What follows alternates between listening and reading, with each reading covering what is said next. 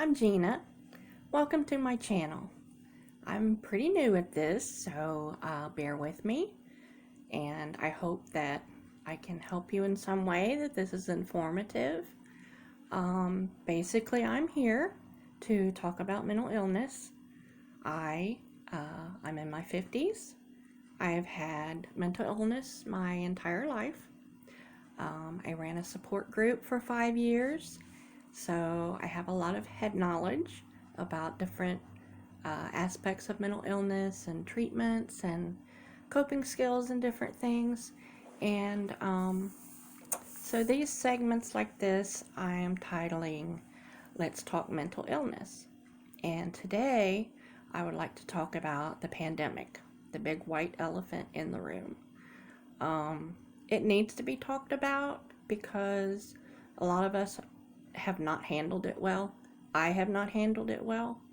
So I'm going to make this into several different parts so that my videos aren't very long and doesn't take 4 hours to upload.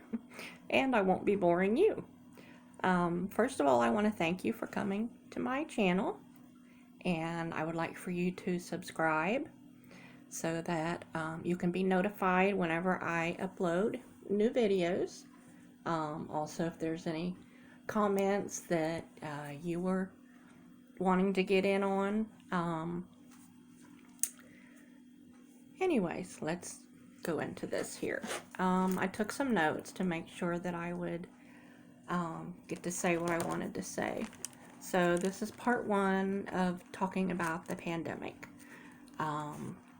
In March of 2020, death and darkness covered the world. That's the truth. How did you handle that?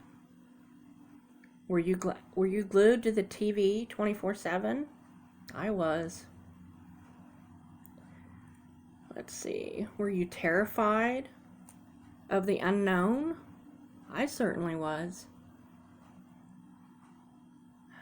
Little did we know just how much this was going to change all of our lives. I cried every single day, all day long. Did you? I think most of us did.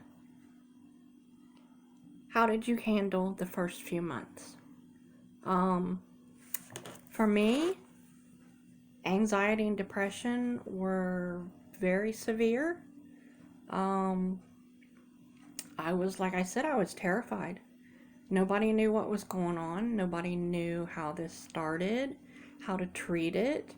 People were dying, and they didn't know why. They didn't know how to treat it. And we really need to look back at this and think about it and think about how we handled it and how we could change when things like this happen today. We have to look at our past and our history to learn to make better choices for the future.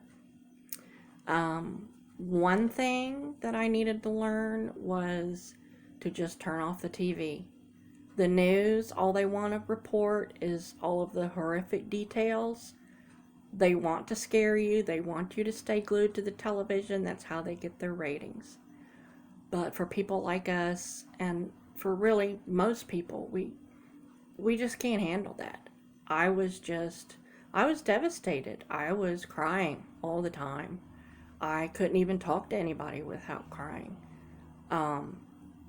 I couldn't get in to see my doctors. I had scheduled appointments for my knee to get an ultrasound because it was damaged in the car accident I was in 2015, which left me disabled.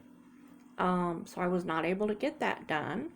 I was scheduled for a diagnostic mammogram, and I've not been able to do that.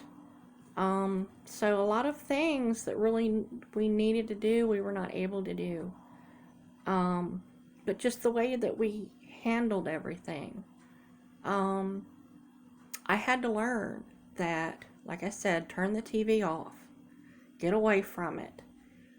Don't get on social media very often. I mean, I even deleted my app from my phone so that I wouldn't get on there because everybody was talking about how horrible it was and, well, did you hear this? Did you hear that? And, you know, this this can treat it, this can't, and it was just overwhelming. And my anxiety just cannot handle that. So I turned the TV off, I stayed away from social media, and I tried to occupy my mind with positive things. For me, that was prayer, reading my Bible, and then just trying to do things that were positive that I enjoyed. I love music. I really enjoy worship music. The Hillsong group in Australia, I really love their praise and worship music. And when I sang in church, I did a lot of their songs as solos. Very comforting to me.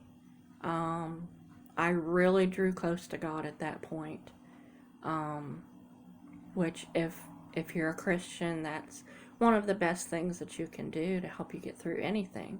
But especially back then, it was that was the only cling to life that I had.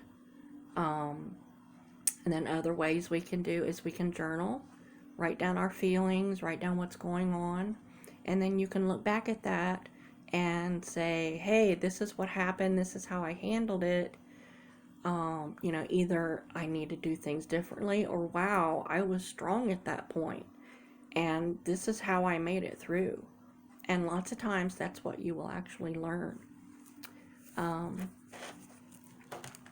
Let's see. And to keep in touch with your loved ones. I mean, we weren't able to see them physically, but it's important to text, call, anything. Stay in touch with your family and your close friends.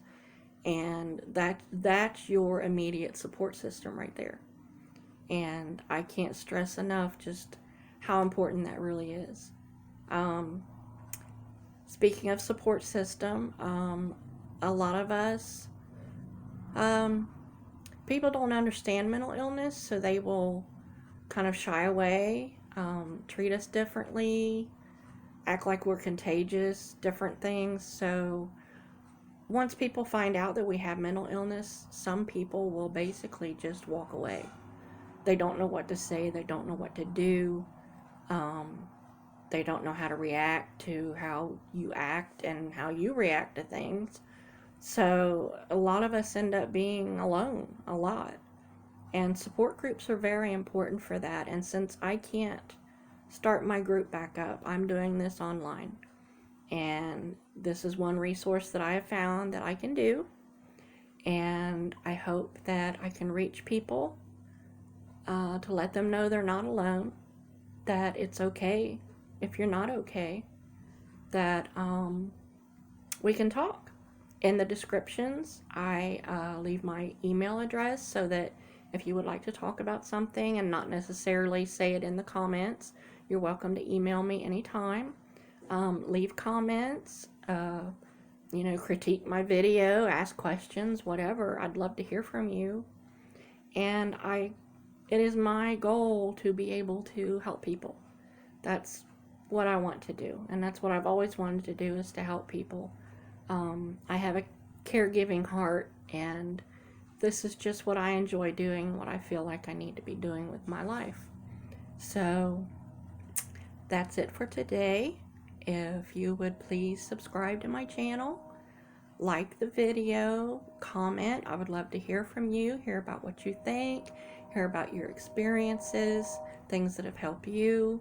And if we have conversations with other people like this, then we can share hope and share, well, this helped me and this helped me, but this didn't. And how do we learn from this? So I'm going to do a couple more videos on the pandemic and just touch on some areas. So it was good seeing you.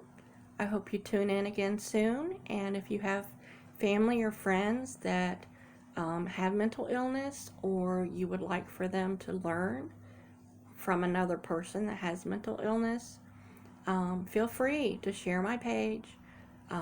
Give it to anybody you want. And I'm here. So I will say goodbye for now.